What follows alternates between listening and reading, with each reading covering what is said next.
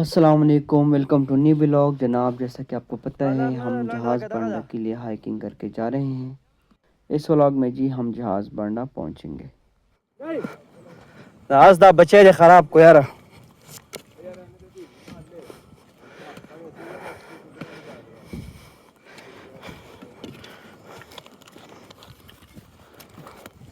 जमाल बांडा। और ये है मेरे साथ कौन? हज़रत हुसैन। हज़रत हुसैन के पास ये 2-3 हॉर्स है और ये लाहौर के कुछ दोस्त आए हैं। तो करीब है, हम जहाज़ बांडा के करीब है और अभी हम आगे बढ़ रहे हैं।